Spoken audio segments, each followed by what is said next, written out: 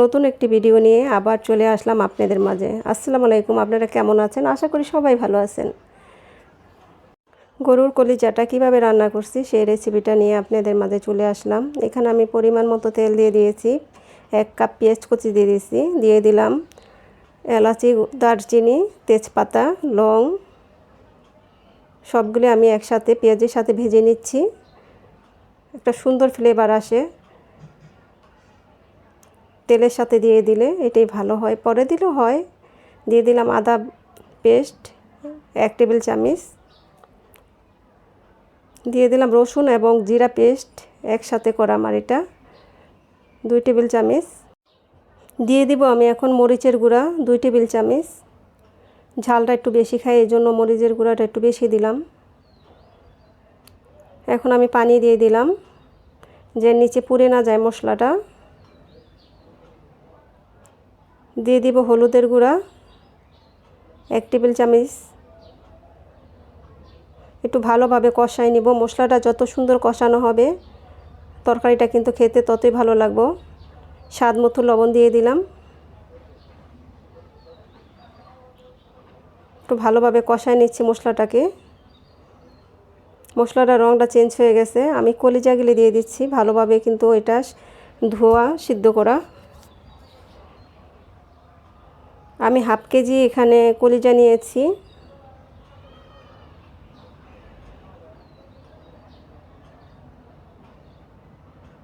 কষাই নিব ভালো করে কলিজাটাকে।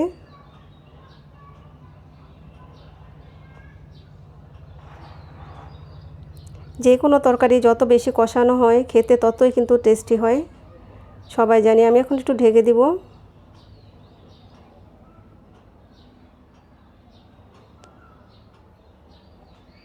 কিছু সময়ের জন্য আমি ঢেকে দিলাম, মশলাটি যেন ভিতরে ঢোকে। আবার একটু নেড়ে চেড়ে দিচ্ছি। আমি কিন্তু এখন পুনতুরি কোনো পানি দেই নাই। চুলার আঁচটা মিডিয়াম আছে আমার, এই জন্য একটু পরপরে নেড়ে দিচ্ছি।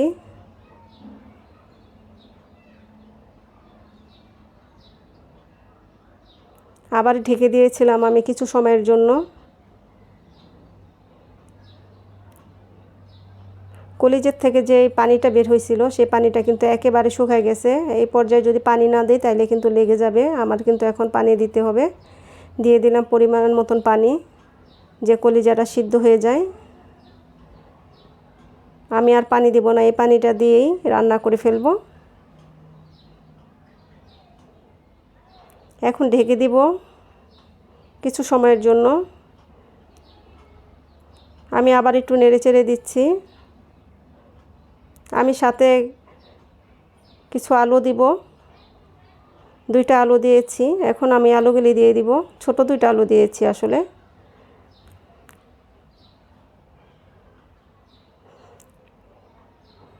এখন একটু ঢেকে দিব নেড়ে চেড়ে।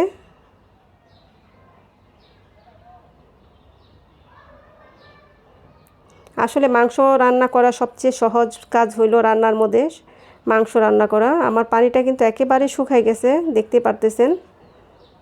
আর কলিজাটা নরম হয়ে গেছে, দেখাইলাম একেবারে নরম হয়ে গেছে। আমি চুলাটা অফ করে দিয়েছি। এখন একটা বাটিতে বেড়ে নেব। কেমন হলো রান্নাটা অবশ্যই জানাবেন। যদি ভালো লাগে লাইক কমেন্ট করবেন। সবাই ভালো থাকবেন। আবার কোনো নতুন ভিডিও নিয়ে আসবো। আল্লাহ হাফেজ।